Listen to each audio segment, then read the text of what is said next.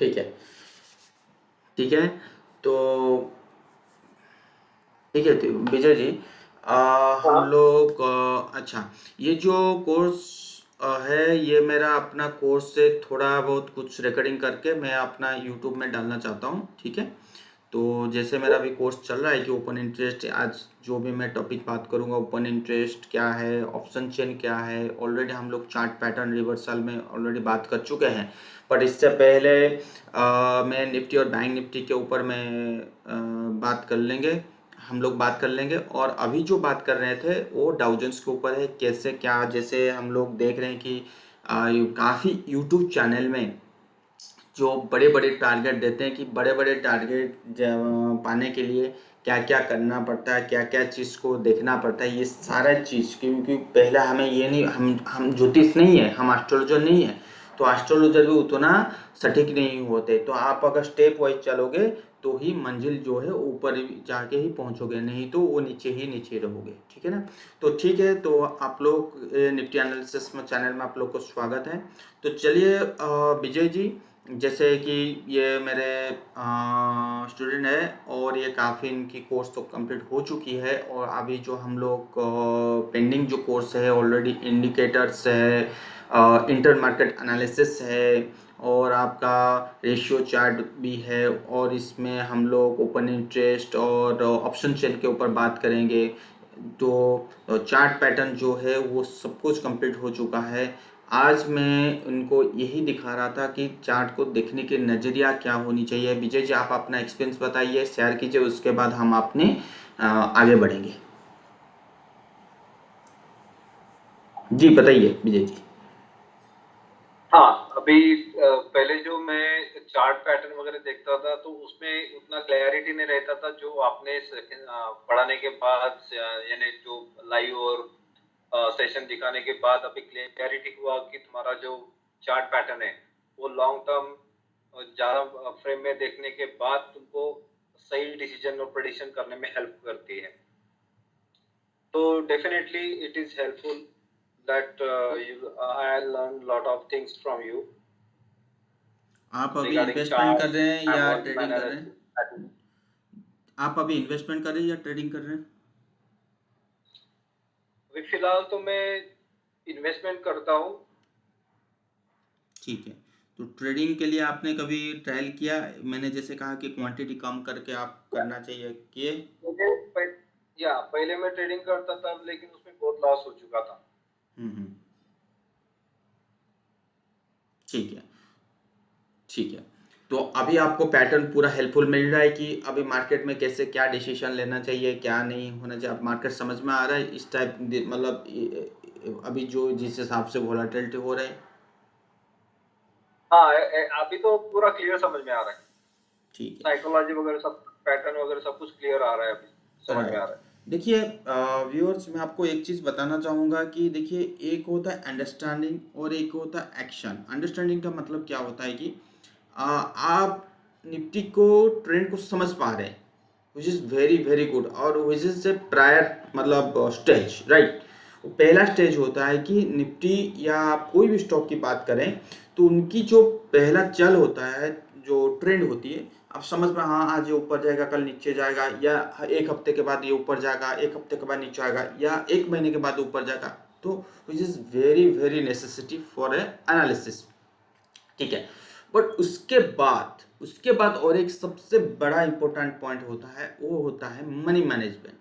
तो ये कोई जरूरी नहीं है, अगर एक जन उसी निफ्टी को, ट्रेंड को कैप्चर कर रहा है तो इसका मतलब वो अच्छा खासा प्रॉफिट कमा रहा है, नो। इससे बड़ा चीज है मनी मैनेजमेंट। आप मनी को कैसे मैनेज करते हो? अगर आपको निफ्टी बुलिश लग रहा है तो हर चीज है, लॉस भी हो सकता है। अगर आपकी पासा पलट गया, आप ट्रेंड में गलत हो गए, तो आप कितना लॉस लोगे? यही है मनी मैनेजमेंट। अगर उसमें अगर ज़्यादा से ज़्यादा आपका, लेट से आपका 5 लाख है, राइट, और आपको बहुत पेपर ट्रेडिंग किए, छोटे छोटे क्वांटिटी में ट्रेड किए, बहुत अच्छा लगा, अब आप आगे फील्ड में कि मैं तुरंत अब बड़े क्वांटिटी में ट्रेड करने के लिए इंटरेस्टेड हूँ और बड़े पैसा कमाऊंगा, क्योंकि मुझे ट्रेंड समझ में आया है और मेरे पास अच्छा सेटअप हो गया है, सब कुछ हो गया, एवरीथिंग इज गुड, ठीक है। बट एक दिन ऐसा आया जो आपको ये लॉस 5 लाख से मतलब 3 लाख या 2 लाख का लॉस हो गया एक दिन में, ठीक है, क्योंकि ऑलरेडी आप उसी सेटअप में ऑलरेडी ट्रायल कर चुके थे, ठीक है। तो बट जब 2 लाख का लॉस हो गया, आपके पास बचा कितना, 3 लाख। तो 3 लाख जब 2 लाख का लॉस हो जाए तो दिमाग जो काम करना बंद कर देता है। तो वहां पे फिर गलती क्या हुआ, क्या आपकी सेटअप गलती है, नहीं, आपकी गलती क्या है, कहाँ पे, मनी मैनेजमेंट पे। आप जब लॉस लिए 2 लाख का तो आप अपने आप को काबू नहीं कर पाए, अपने आप को संभाल नहीं पा रहे हो। बट आप जब प्रॉफिट लेते हो तो आपको खुश लगता है। देखिए सबको भी अच्छा लगता है जब प्रॉफिट मिलता है, सबको अच्छा लगता है। बट हमेशा मैं अपनी स्टूडेंट को यही कहता हूँ कि कोई भी पोजीशन लेना चाहिए, कोई भी, पहले लॉस को कैलकुलेट कीजिए। अगर लॉस आपको डाइजेस्ट कर पा रहे हैं, ठीक है, मेरे पास 5 लाख रुपया है और मैं 50,000 लॉस लेने के लिए तैयार हूँ, इससे कोई बात नहीं, एक 1 लाख लॉस लेने के लिए तैयार हूँ। अगर ज़रूरत पड़ा और पैसा मैं डाल सकता हूँ मार्केट में, तो फिर तो कोई दिक्कत नहीं। अगर आपके पास 5 लाख है और 50,000 जब 10% की बारी आती है, मतलब it is for only trading, not for investment, right. तो ट्रेडिंग के लिए, तो अब जब ट्रेडिंग करो तो आपको बोलोगे नहीं यार 50,000 का तो बहुत ज़्यादा लॉस हो जाता है। तो अगर आप 50,000 लॉस लेने के लिए तैयार नहीं हो तो कितना लॉस लेने के दो ना, ठीक है, तो I am capable, I can handle 10 to 20,000, not much more than, ठीक है। तो अगर आपको 10 to 20,000 का लॉस लेने के लिए तैयार हो तो आप प्रॉफिट उतना देखिए ना, 10 to 20,000, सो दैट क्या होगा, आपने जो धीरे धीरे ही चढ़ोगे ना तो एक दिन पता चलेगा कि कंपाउंडिंग जो इसको कहते हैं ना, कंपाउंडिंग का मतलब क्या होता है, धीरे धीरे आगे बढ़ना। तो वो चीज ना कॉन्फिडेंट पे बिल्डअप होगा, ठीक है। आगे 5 लाख, 10 लाख, 15 लाख, 50 लाख, जैसे ही आपका पोर्टफोलियो बढ़ता जाएगा आपके लॉस फैक्टर तो ना उस हिसाब से बढ़ता जाएगा। ऐसा थोड़ी है कि आपने 50 लाख कर लिया और आप अभी भी बैठोगे 20,000 में लॉस लेने के लिए, नहीं ना। क्यों ना, उसमें आपकी पोर्टफोलियो भी ग्रोथ होगा, उसमें आपकी कॉन्फिडेंस भी ग्रोथ होगा, उसमें आपकी सेटअप भी ग्रोथ होगा, हर चीज धीरे धीरे होगा, एकदम से नहीं होता है। तो यही चीज जो है मनी मैनेजमेंट में मिलता है, ठीक है। तो वो अगर आपकी सेटअप में गलती नहीं है तो गलती होगा मनी मैनेजमेंट। तो मनी मैनेजमेंट अगर एक बार क्लियर हो गया तो आप विश्वास कीजिए आपको मार्केट में कोई नहीं हरा सकता है। तो जो चीज़ है वो इतना आसान नहीं है और वो लाइफ टाइम तक सीखने के लिए मिलता है मनी मैनेजमेंट, ठीक है ना। तो चलिए अभी मैं डाउ जोन्स के ऊपर बात करता हूँ। देखिए डाउ जोन्स का ये आपके सामने जो डेली की चार्ट है, तो डेली चार्ट ये इंडिकेशन कर रहा है कि कहीं ना कहीं गिरावट संकेत दे रहा है। यहाँ पे देखिए एक बढ़िया वाला बेरिश एनगल्फिंग कैंडल बनाने के बाद और ये जो नेक लाइन उसका था, इस 20-15 दिन ट्रेडिंग किया था, इसके ऊपर जैसा लग रहा था इसके ऊपर चला जाएगा। बट मैंने जैसे यहाँ पे अपनी कोर्स में बताया था कहीं ना कहीं एक गिरावट लग रहा है कि यूएस मार्केट में, बट हमारे मार्केट में ऑलरेडी हम लोग सेलिंग देख कर चुके हैं और विक्स भी बहुत ज़्यादा अच्छा को अच्छा तेजी हुआ था और यूएस विक्स मैंने देखा नहीं, अभी देख लेंगे। तो ये जो गिरावट दिखा रहा है कि यहाँ पे इसकी जो टारगेट है लगभग यहाँ तक है। बट एक चीज़ मैं बोलना चाहूँगा कि यहाँ पे जो बॉटम है ये काफ़ी बड़ी स्ट्रॉन्ग सपोर्ट जोन है। हाँ इसमें गिरावट तो है, तो ये हो सकता है कि इस लेवल पे तेजी हो जाए, इस लेवल पे तेजी हो जाए, इस लेवल पे। क्यों? क्योंकि मेरा अभी भी ट्रेंड अभी भी नेगेटिव नहीं हुआ है, अभी भी मैं किस में बैठा हूँ, बुलिश में ही बैठा हूँ। हाँ इसमें अभी थोड़ा सा सेलिंग प्रेशर आया है। अब ये ट्रेंड जो मैं की बात करता हूँ, ये ट्रेंड जो मैं बात करता हूँ वो 15 से 30 दिन की बात करता हूँ। मैं बात नहीं करता 1 से 2 दिन, मैं बात नहीं करता 1 घंटे से 2 घंटे की के लिए ट्रेंड का बात नहीं करता है। तो ये चीज़ आप ध्यान में रखिएगा, ठीक है। तो जैसे मैंने यूएस मार्केट में मुझे मेरे सेलिंग नज़र आ रहा है। 1 मिनट हम लोग वीक्स देख लेंगे, उसके बाद निफ्टी बैंक निफ्टी के ऊपर चर्चा कर लेंगे, ठीक है। तो देखिए यूएस विक्स की अगर हम देखें तो कहीं ना कहीं विक्स मुझे ये इंडिकेशन दे रहा है कि यहाँ पे देखिए कितना अच्छा वाला कंसोलिडेशन था, तो यहाँ तक जाने की उम्मीद है। तो जिस हिसाब से डाउ जोन्स में एक्सपेक्टेशन था फॉल होने की, तो उस हिसाब से विक्स में तेजी होने की एक्सपेक्टेशन था। अगर हम अपनी विक्स की अगर बात करें, अपनी विक्स की अगर बात करें तो देखिए विक्स में ऑलरेडी एक अच्छा वाला ब्रेकआउट दे चुका है जो मल्टीपल रेजिस्टेंस एरिया था उसके बाद। तो देखिए यहाँ पे ये इंडिकेशन कर रहा है कि यह मार्केट जो है विक्स जो है कहीं भी जा सकता है। मतलब आप ये मान के चलो जो कोरोना के टाइम पे जो विक्स गया था 90 के करीब, वहां तक भी जा सकता है। चार्ट बोल रहा है, मैं ये नहीं कह रहा हूँ कि ये रातों रात हो जाएगा।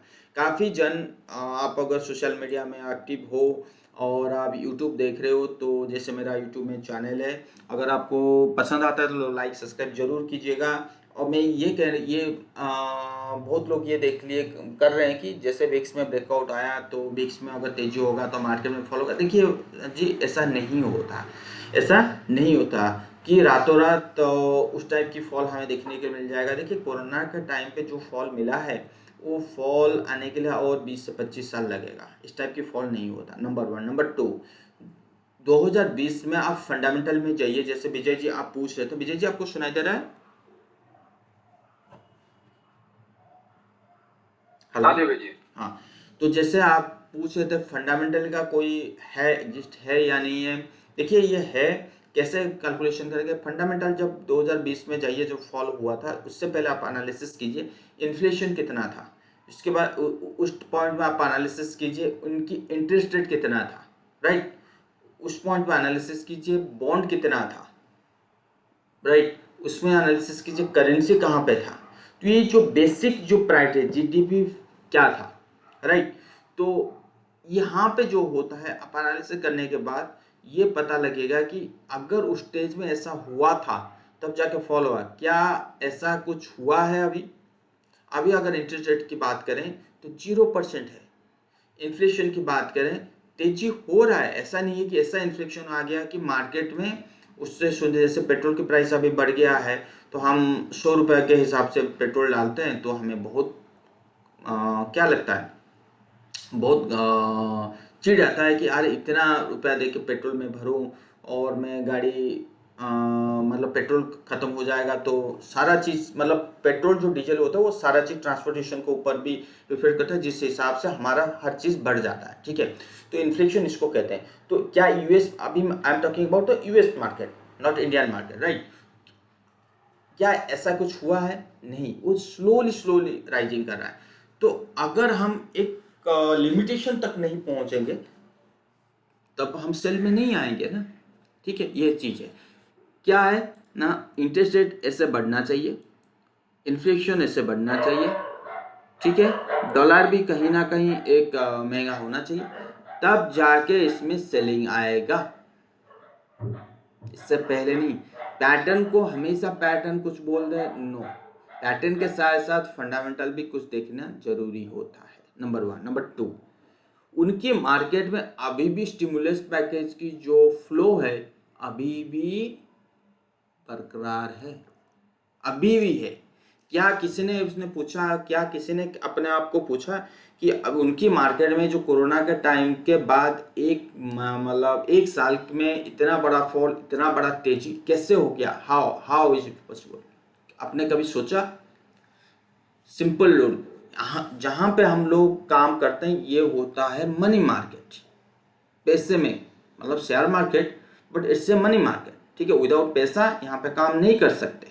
अगर ऐसा है तो ये, अगर मार्केट को किस चीज़ को पहचानता है? मनी को पहचानता है, कितना प्रॉफिट होता है, कितना लॉस होता है, कितना घाटा होता है, प्रोमोटर इतना स्टेक ले लिया, प्रोमोटर इतना प्लेस कर दिया। We are talking about the money. अगर हम स्टिमुलस पैकेज मनी का फ्लो बार बार आ रहा है तो ये मार्केट कैसे नीचे रहेगा?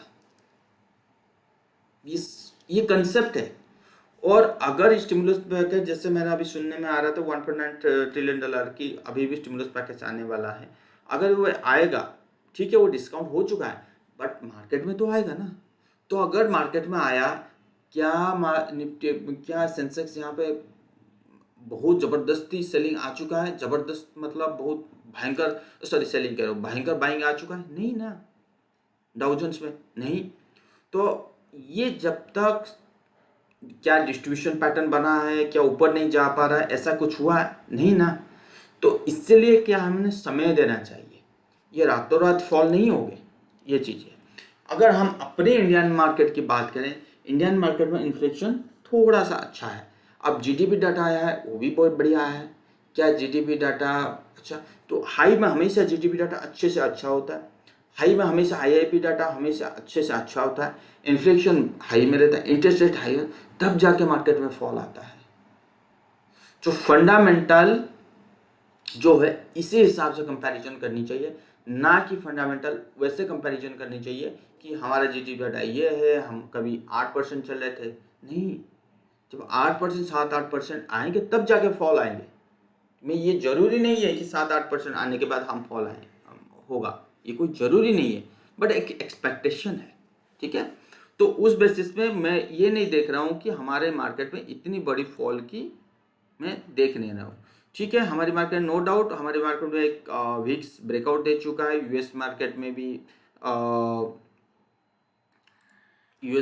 में भी ब्रेकडाउन हो चुका है। ये देखिए हमारे मार्केट का, अच्छा ये थोड़ा सा डिस्टर्बेंस हो गया है, एक मिनट।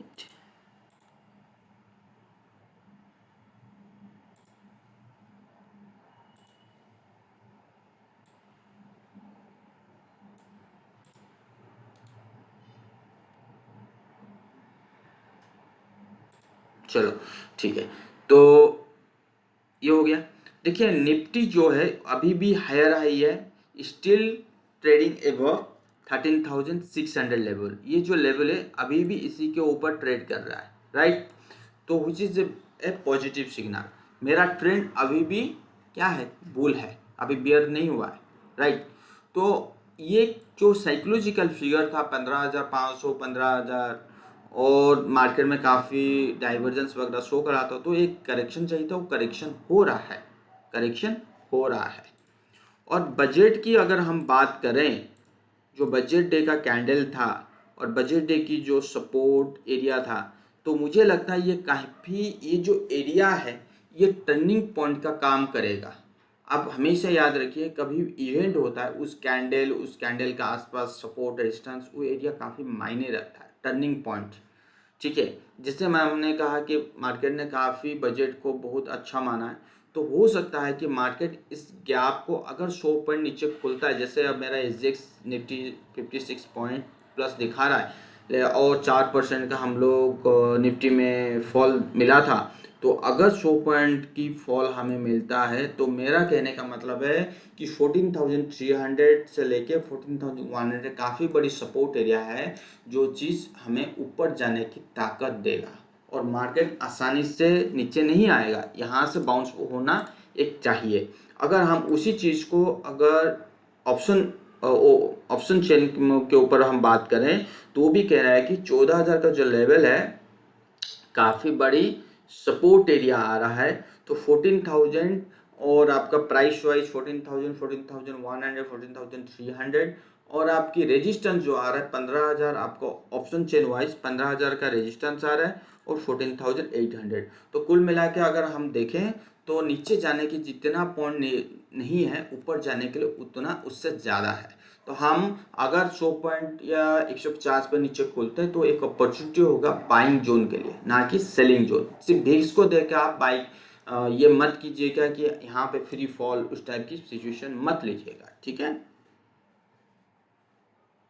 ये देखिए 15,000 में कितना ओपन इंटरेस्ट खड़ा है, तो हो सकता है कि मार्केट एक बाउंस बैक दो, बट ये बाउंस बैक में ये बिल्कुल ये नहीं कह रहा हूँ कि यहाँ पे आप बाई करके पूरा 16,000 तक बैठे रहिए, नो। क्योंकि यहाँ जो ट्रेंड है ये ट्रेंड आपका डाउन ट्रेंड है, ये ट्रेंड जो है डाउन ट्रेंड, हो सकता है कि इस टाइप की फॉर्मूले और इसके बाद कंसोलिडेशन करके ऊपर जाए। तो कंसोलिडेशन के लिए हमारा टाइम है, तो बाउंस बैक के लिए प्ले करना चाहते हैं तो मेरा तो सिंपल है कि 14,100 300 के लेवल में अगर आपको मिलता है तो एक खरीदना चाहिए, और वो भी स्ट्रेटेजी के बेसिस पे, ठीक है। बुल कॉल स्प्रेड बनाइए, या कोई अगर होल्ड कर सकते हैं तो फ्यूचर बाय कीजिए और आप उसके सामने कॉल को शॉर्ट करके पुट को इन द मनी वाले पुट को बाय कर लीजिए, तो उसमें भी काफ़ी बड़ी मूवमेंट मिलेगा। क्योंकि वोलेटिलिटी इतनी हाई हो चुका है, मतलब 27-28 चल रहा है, अगर वो नीचे गिरेगा तो भिक्स और 30-32 तक आ जाएंगे। तो अगर इतने आएगा तो आपको 100 से 50 पॉइंट की जो मूवमेंट ऊपर नीचे तो 1 घंटे नहीं आधे घंटे में दिखेगा, तो काफ़ी आपको लगेगा ये बुल हो गया, फिर लगेगा बियर हो गया, तो इस टाइप की वोलेटिलिटी आपको आसानी से मिल जाएंगे, ठीक है ना। तो मुझे ऐसा कुछ नहीं लगता, यहाँ पे कोई फ्री फॉल की सिचुएशन नहीं लगता। हाँ, अगर ये लेवल ब्रेक करता है तब जाके मुझे लगेगा, जब तक ये लेवल ब्रेक नहीं करा तब मैं फ्री फॉल नहीं मानूंगा। ये एक अपॉर्चुनिटी होगा बाई करने के लिए, ना कि फ्रेश सेल करने के लिए, ठीक है। ये था निफ्टी के ऊपर। अब बात करते हैं बैंक निफ्टी के ऊपर। देखिए बैंक निफ्टी, ये जो पैटर्न था ये ऑल टाइम हाई एरिया था, इसी के ऊपर ट्रेड कर रहा है। तो मुझे लगता है कि बैंक निफ्टी में एक अपॉर्चुनिटी बन रहा है कि यहाँ पे अच्छा खासा एक बाइंग के लिए, तो हो सकता है कि कंसोलिडेशन के लिए हम मार्च 15 तक या 20 तक चले जाए। तो उसके बाद जो अगर सही में अगर ये कंसोलिडेशन होता है 15-20 दिन तक, उसके बाद जो अगर ब्रेकआउट आएगा तो एक बढ़िया वाला ब्रेकआउट, तो सेम एक्सपेक्टेशन है। बट हाँ, नो डाउट अगर आपको 1-2 दिन के लिए ट्रेड करना है तो बियर ट्रेंड है, बियरिश कर सकता है। बट हाँ, यहाँ पे आप फ्रेश शॉर्ट की पोजीशन मत बनाइए, या 100 पॉइंट के नीचे फॉलो होने के बाद भी मत बनाइए। अगर आपको शॉर्ट पोजीशन बनाना है, जैसे करंट ट्रेंड जो 5-6 दिन से जो ट्रेंड चल रहा है वो बियर है, तो आप जैसे ही आपको एक अगर बाउंस बैक मिलेगा near about 14,500, not talking about 500, 700 के करीब अगर मिलेगा, 650-700 अराउंड मिलेगा, तो वहाँ पे शॉर्ट पोजीशन बनाने की कोशिश कीजिए। अगर आपको 15,000 भी मिलता है तो वहाँ पे बनाने की कोशिश कीजिए, बट उससे पहले मत बनाइए, क्योंकि बाउंस बैक होने का चांसेस ज़्यादा है और हम ओवरसोल्ड की सिचुएशन में आ चुके हैं, पुट कॉल रेशियो भी ओवरसोल्ड में आ चुके हैं, ठीक है ना। तो ये था निफ्टी और बैंक निफ्टी के ऊपर, ठीक है। और बात करते हैं, जैसे अब बात करते हैं हम अपनी स्टडी के ऊपर बात करते हैं,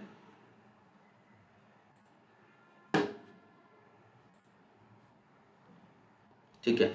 ठीक है विजय जी, हाँ जी। ठीक है।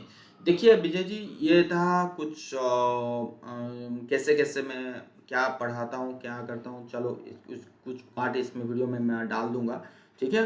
5 मिनट का जो वीडियो इसमें डाल दूंगा। अगर आपको इंटरेस्टेड है तो आप मुझे पिंग कीजिए, और टेलीग्राम के थ्रू या व्हाट्सएप के थ्रू पिंग कर लीजिए। तो जैसे एक नया सेशन शुरू होगा तो उसमें आप ज्वाइन कर सकते हैं। देखिए यहाँ इस सेशन में मेरा जो कंसेप्ट होता है, मैं एक कोई टाइमिंग नहीं है। वैसे मेरा टाइमिंग जो है वो 2 मंथ्स का है, सैटरडे संडे मेरा क्लास होता है।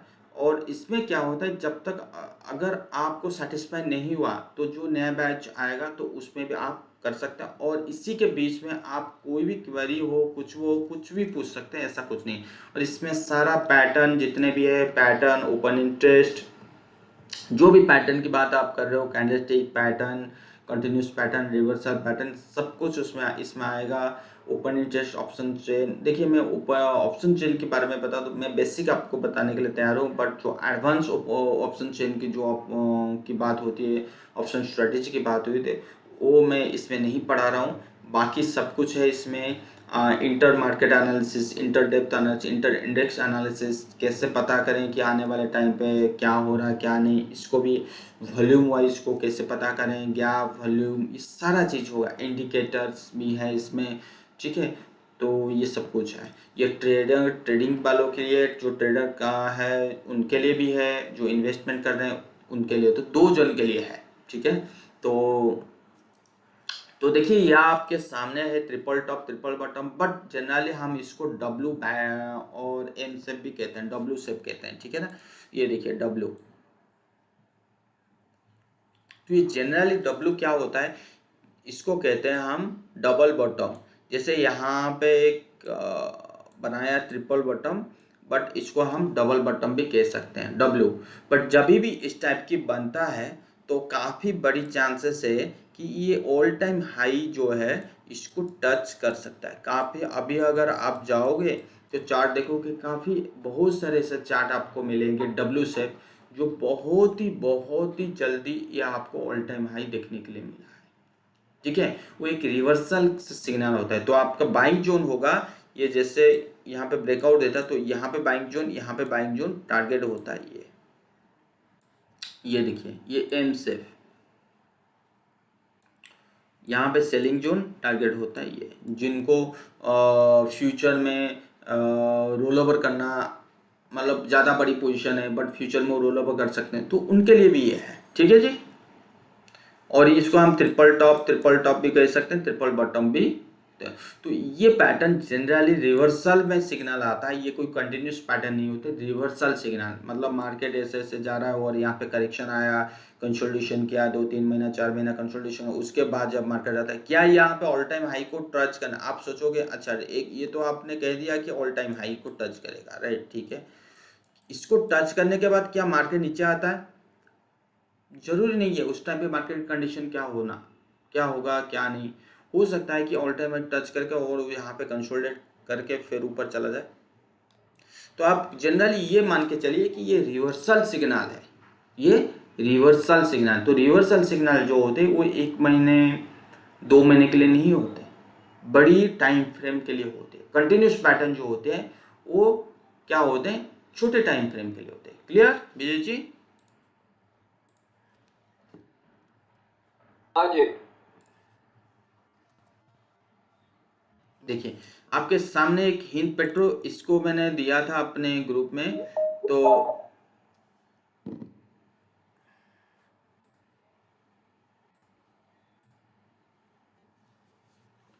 हेलो रमेश जी। हाँ दिव्या जी। आज लेट हो गए?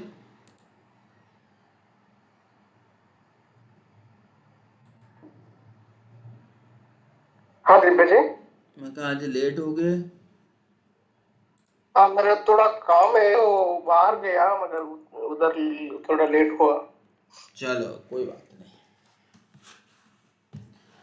देखिए यहाँ पे देखिए हिंदुस्तान पेट्रोलियम है, मैं आपके सामने मंथली चार्ट लेके आता हूँ और मंथली चार्ट से बढ़िया रहेगा वीकली चार्ट को। देखो ये एग्जैक्टली क्या बनाया है, देखिए क्या बनाया है, कोई बता सकता है? विजय जी?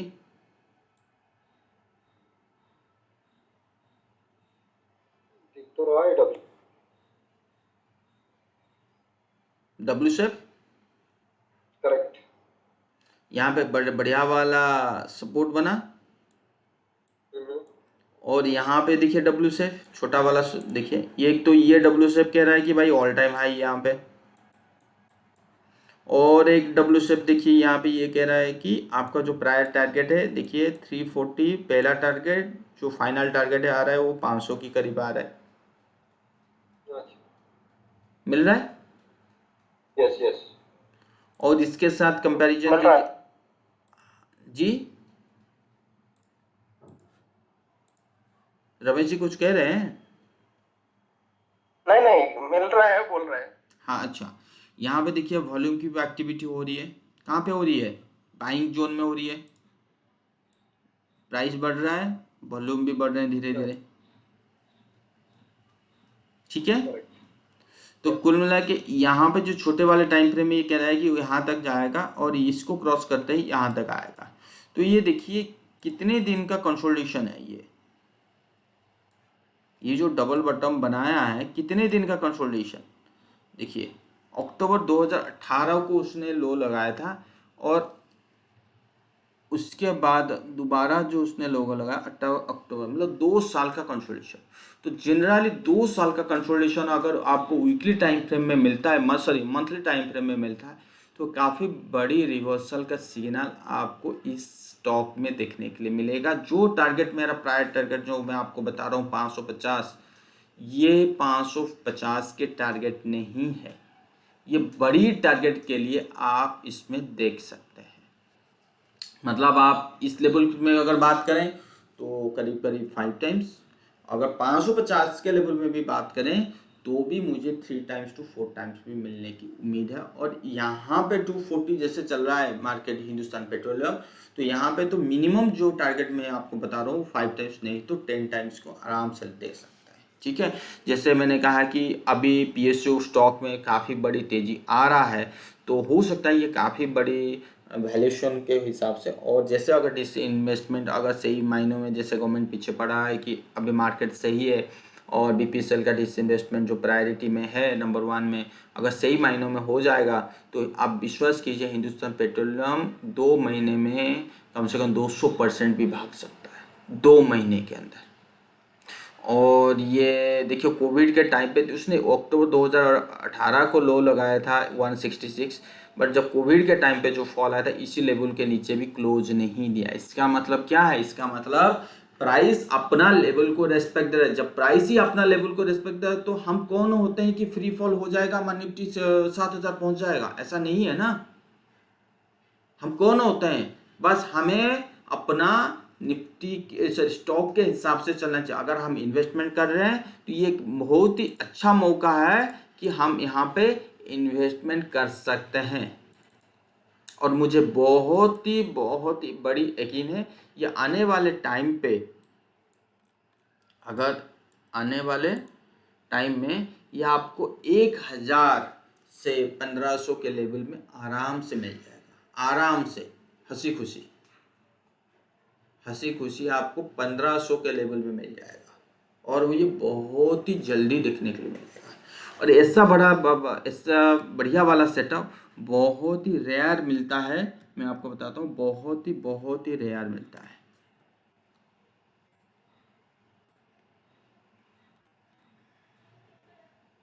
देखिए जो डब्ल्यू शेप की बात कर रहा था, यहाँ पे देखिए ये नेकलाइन हुआ, विजय जी देख रहे हैं, रमेश जी देख रहे हैं, और देखिए डब्ल्यू शेप, टारगेट अचीव हुआ। और ये डबल बटन कहाँ बनाया? नेकलाइन के पास, कुछ ए वेरी पॉजिटिव सिग्नल। मुझे तो पता था कि यहाँ आएगा ही आएगा, बट मैं डब्ल्यू शेप की बात कर रहा हूँ यहाँ पे। ठीक है, पैटर्न देखने की जो नजरिया है वो यही है। HDFC एक था HDFC और एक था HDFC AMC ना। देखिए ये भी डब्ल्यू शेप,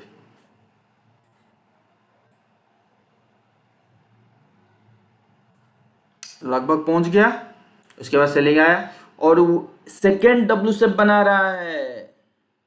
जैसे ही ब्रेक करेगा तो 3400, और ये डब्ल्यू शेप कहाँ बन रहा है? पिछला नेकलाइन। तो इसका मतलब ये जैसे ही 3400, तो ये प्रायर टारगेट हो गया, बट मेन टारगेट एरिया कहाँ है? 3800। और इसको हम कैसे देख सकते हैं? इसको आज हेड एंड शोल्डर पैटर्न भी ले सकते हैं। अगर सही मायनों में बनेगा तो हेड एंड शोल्डर, अगर ये हेड एंड शोल्डर सही ढंग से हुआ, जैसे HDFC AMC काफ़ी बड़ी सस्ते दाम पे मिल रहा है, सस्ते वैल्यूएशन में मिल रहा है, तो इसकी भी टारगेट जो एरिया होगा, अगर मैं हेड एंड शोल्डर की भी टारगेट एरिया की बात करूं तो इसकी टारगेट कहाँ आ रहा है? 46,000 के करीब आ रहा है। तो यही तो है कॉन्फिडेंट, यही तो है आपका इन्वेस्टमेंट।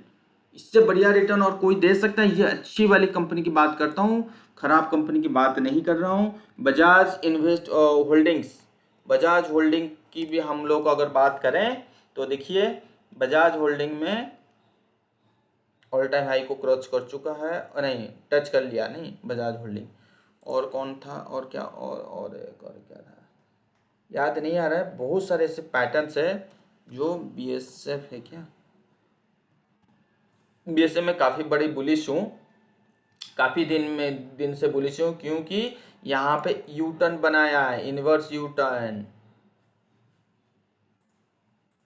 देखिए यहाँ पे जो बनाया ना उसने इनवर्स यू टर्न बनाया, देखिए, और सबसे बड़ा केमिकल है। और यहाँ पे देखिए वॉल्यूम की एक्टिविटी, और वॉल्यूम की एक्टिविटी कहाँ बढ़ा? तेजी में बढ़ा। तो जब तेजी में वॉल्यूम की एक्टिविटी बढ़ता है तो इसका मतलब वो भी मंथली, वो भी वीकली चार्ट, तो इसका मतलब बड़े बड़े इन्वेस्टर, बड़े बड़े चैनल जो है इसमें इन्वेस्टमेंट है। तो इसका मतलब क्या हमारी तरह क्या 20%, 30%, 40% का प्रॉफिट लेके निकल जाएंगे? क्या हमारी तरह 100% की प्रॉफिट लेके निकल जाए? नो, ये बड़ी तेजी की इंतजार करते हैं। 4% पर आज देखिए राकेश झुनझुनवाला टाइटन में कब से वो इन्वेस्टेड हैं, ठीक है, देख रहे हैं ना। तो इस टाइप की, तो यही होता है कि बड़ी जो फ्लो होता है, बड़ी फ्लो, इसी से ही पता लगता है, इससे दूसरा कोई रास्ता नहीं है, देखने की नजरिया है। यहाँ पे मैंने आपको इंडिकेटर यहाँ पे बिल्कुल नहीं यूज किया, कहीं भी इंडिकेटर, सिर्फ ओनली चार्ट और वॉल्यूम में हमें पता लग सकता है। ठीक है ना।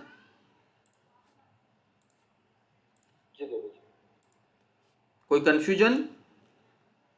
No, nothing. देखिए काफ़ी दिन तक कंसोलिडेट किया, अभी भी ये मेरे पोर्टफोलियो में है, बट ये पोर्टफोलियो में तभी निकालूंगा ये यहाँ पे, बट मैं यहाँ पे निकालूंगा अगर इसके अगेंस्ट में कोई अच्छा वाला स्टॉक मुझे मिल रहा है जब ये पहुँचेगा, तो डेफिनेटली मैं यहाँ से निकल के दूसरे में मैं हमेशा यही देखता हूँ कि रिस्क मैनेजमेंट जो होते, सॉरी क्या कहते हैं, risk not risk management which is your risk criteria जिसको कहते हैं, उसी को ही पहले कैलकुलेशन किया। अगर मैं मुझे कहीं ना कहीं मार्केट में फॉल नज़र आया तो मैं ऐसा स्टॉक खरीदूं वहाँ पे ज़्यादा से ज़्यादा फॉल नहीं होना चाहिए। जो जितना बढ़ा होगा वो उससे ज़्यादा फॉल होगा ना, जो बढ़ा ही नहीं हो तो वो क्या फॉल होगा, राइट। तो अभी अगर हम बात करें जैसे स्टॉक की के ऊपर अगर हम बात करते हैं, कोल इंडिया या बहुत सारे लोग कोल इंडिया पहले भी बाई कर रहे थे, उसके हम पे निकल गए, हट गए, फिर कोल इंडिया में आ रहे हैं। देखिए मैं तो आपको एक ही चीज़ बोलूँगा, देखिए इसके जो आईपीओ प्राइस था वो यहीं पे था 300, और उसके बाद उसने डबल बना, उसके बाद उसने एक बेस बनाया था जो चीज़ को ब्रेक करके ये अभी आ गया। तो क्या हम ये अपॉर्चुनिटी मिस कर देंगे अगर इन्वेस्टमेंट नहीं करें? तो क्या हम मिस कर देंगे अगर मैं लेट से हम यहाँ पे इन्वेस्टमेंट नहीं करेंगे, क्या हम अपॉर्चुनिटी मिस कर देंगे? जी रमेश जी, विजय जी बोलिए। नहीं, क्यों नहीं? ये तो भाई क्योंकि वो जी जी कंटिन्यू कीजिए। हाँ, क्योंकि वो सपोर्ट के पास ब्रेक नहीं हो रहा है ना। मतलब समझा नहीं, क्या बोल रहे हैं? सपोर्ट के पास मतलब? कोल इंडिया की बात कर रहे हो ना आप? जी जी। हाँ, उसका वॉल्यूम वगैरह सब हाई हो रहा है। नहीं, और उसने नेक अगर लाइन के ऊपर अगर अगर मैं यहाँ पे ये कहूँ कि मैं कोल इंडिया को लॉन्गर टर्म के लिए बाय करना चाहता हूँ, क्या ये लेवल सही है कि बाय कर लूँ? क्या ये लेवल सही नहीं है और इंतज़ार करूँ? तो जैसे आपने बताया था कि महंगा खरीदो महंगा बेचो, जब भी तुमको सीखने मिलता है उसके हिसाब से तो मैं खरीदना ही चाहूंगा। खरीदना चाहोगे, राइट। और रमेश जी?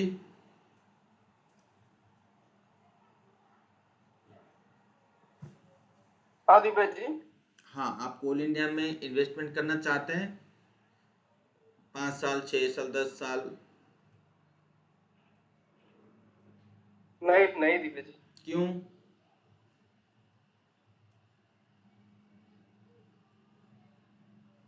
मेरे को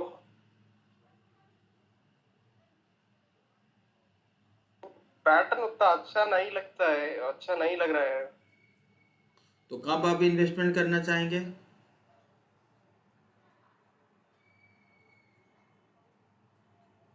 मैं 215 तक जाए तो मैं कर सकते हैं। 215 यहाँ पे? हाँ हाँ, यहाँ पे ऐसा क्यों?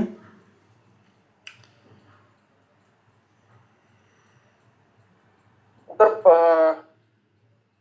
पैटर्न मेरे को थोड़ा अच्छा लग रहा है उधर। नहीं सर जी, पैटर्न अच्छा लग रहा है नहीं लग रहा है वो चीज़ नहीं देखना है, हमें सिर्फ प्राइस को फॉलो करना है, प्राइस के हिसाब से चलना है, सिंपल। कोल इंडिया यहाँ पे ओपन हुआ, आईपीओ आया, ऊपर गया, नीचे आया, आईपीओ प्राइस के नीचे आया, फिर ऊपर गया, डबल टॉप बनाया, फिर नीचे आया, फिर ऊपर गया, फिर नीचे आया, फिर ऊपर गया, फिर गया। तो इसका मतलब इसका जो लेवल था क्या था? यही लेवल था, राइट इसी लेवल राइट। के नीचे नहीं जा पा रहा था ये। काफ़ी देर तक उसने कोशिश किया था कि यहाँ पे देखिए डब्ल्यू से बना रहा था, राइट, ऊपर जाने की कोशिश कर रहा था, बट वो फेल्योर हो गया। तो इसका मतलब क्या है? इसका मतलब क्या है कि ये इसी लेवल में काफ़ी बड़ी लोग जो होंगे बाई किए होंगे, इन्वेस्टर भी होंगे, फंड मैनेजर होंगे, बहुत जन होंगे, तभी तो कंसोलिडेट किया ना, राइट राइट राइट। बहुत लोग इन्वॉल्वमेंट किए होंगे। तो इसका मतलब सिंपल सा सॉल्यूशन है कि ये अगर ऊपर गया लेट्स से 245 तक, यहाँ पे सेलिंग आना ही चाहिए। अगर यहाँ और पे थोड़ा सा कंसोलिडेशन करके अगर ये ऊपर चला गया तो ये जो पूरा पिक्चर है, ये पूरा पिक्चर चेंज हो जाएगा।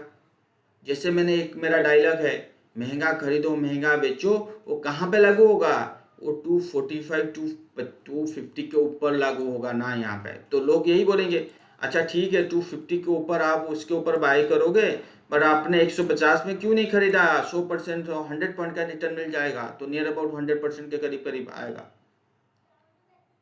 ये भी हो सकता है ना भाई, यहाँ पे 100 रुपया भी जा सकता है, फिर क्या करोगे? ये तो लो के लो तोड़ रहा है, लो पे लो तोड़ रहा है। हम चार्टिस्ट हैं, चार्ट को फॉलो करते हैं, ठीक है। कोल इंडिया ऐसा कंपनी आपको दुनिया में नहीं मिलेगा।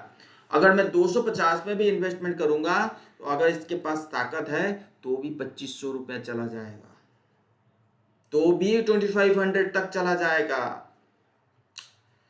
मुझे जैसे मैंने कहा, मैं हमेशा कैलकुलेट कहाँ करना चाहूँगा? कैलकुलेट लॉस फैक्टर को। क्यों? अगर मैं 250 में अगर इन्वेस्टमेंट करता हूँ कंसोलिडेशन होने के बाद, वहाँ पे जो रिस्क फैक्टर होगा वहाँ पे 50% होगा, ज़्यादा फॉल नहीं होगा।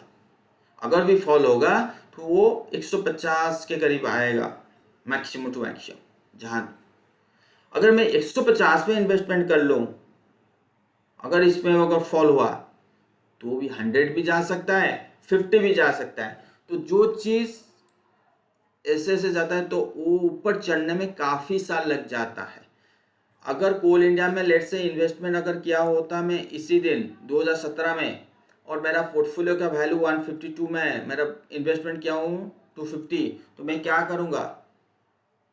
क्या करूँगा? सारा दुनिया जगत ऊपर है बट मेरा स्टॉक नीचे है। क्यों? क्योंकि मैंने डाउन ट्रेंड वाले स्टॉक को पकड़ रखा हूँ, वो भी 5-10 साल के नजरिए से। अगर यही कोल इंडिया की अगर मैं बात करता हूँ कि ट्रेडिंग पर्पज के हिसाब से 2 महीना 3 महीना, तो बढ़िया वाला पिक्चर है जो मुझे बाय करने। क्यों ना? ये जो पिक्चर दिख रहा है ये हेड एंड शोल्डर का पिक्चर दिख रहा है,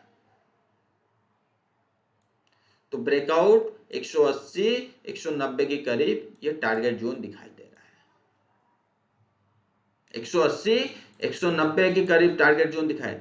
तो मैंने जैसे कहा कि आपको क्या करना चाहिए? आपको अपने हिसाब से पूछना चाहिए आप करना क्या चाहते हो। ट्रेडिंग और इन्वेस्टमेंट तो क्या है? 3 महीने के लिए, 1 साल के लिए, 5 महीने के लिए, 5 साल के लिए, तो उस हिसाब से चुनिए। अगर मैं यहाँ पे कोल इंडिया को इन्वेस्टमेंट करूँ तो ओनली फॉर 3 मंथ्स के लिए, नॉट फॉर 2 years 5 years। तो 2 years 5 years कब मैं देखूंगा? जब मेरा प्राइस स्ट्रक्चर चेंज होगा। ठीक है, ठीक है। अब आ जाते हैं, पूरा अभी इतना हो गया। अब आते हैं, अब देखिए हेड एंड शोल्डर नेकलाइन, इसको क्या कहते हैं? Continuous pattern. जैसे मैंने आपको कहा बुलिश कंटिन्यूस, इसको हेड एंड शोल्डर भी बोलेंगे, इनवर्स हेड एंड शोल्डर, इसको भी head and shoulder. But pattern जैसे हाई हाई जा रहा है और इसमें जो ब्रेकआउट आया तो कंटिन्यूस पैटर्न ही बोलेंगे। ठीक है जी जी। अभी बहुत सारे अभी हम लोग जो अच्छे स्टॉक रहते हैं वो स्कैनर के थ्रू निकालते हैं, तो ऐसा कोई स्कैनर है क्या कि जिसमें हम ये पैटर्न भी सर्च कर सकते हैं? जी है, स्किनर है, बट एक चीज मैं आपको बोलूंगा वो सक्सेसफुल नहीं है। मैं आपको भेज दूंगा, जो स्किनर है भेज दूंगा, आप एक बार देख भी लीजिएगा। बट मैंने आज तक सक्सेसफुल मुझे मिला नहीं है, छूट जाता है। हाँ छूट जाता है। ठीक है, ओके ओके ओके। देखिए यहाँ पे मैं आज जब हम लोग बात करेंगे वॉल्यूम एंड ओपनिंग से पहले मैं थोड़ा सा बता दूं। देखिए ये तो था एक हमारा कोर्स का एक छोटा सा पार्ट था। के बाद हम लोग अभी ओपन इंटरेस्ट और ऑप्शन चेन के ऊपर डिस्कशन आगे बढ़ेंगे। तो जैसे बैंक निफ्टी और निफ्टी के ऊपर चर्चा तो कर चुका हूँ। तो अगर आपको अच्छा लगता है तो मेरा जो वीडियो है सब्सक्राइब कीजिए, लाइक कीजिए, शेयर भी कीजिए। और आप अगर इंटरेस्टेड हो तो मेरा टेलीग्राम में ज्वाइन कीजिए, उसमें डिस्क्रिप्शन बॉक्स में टेलीग्राम और ट्विटर में मिल जाएगा आईडी, उसके थ्रू मुझे कॉन्टैक्ट कीजिए। ठीक है, थैंक यू, धन्यवाद।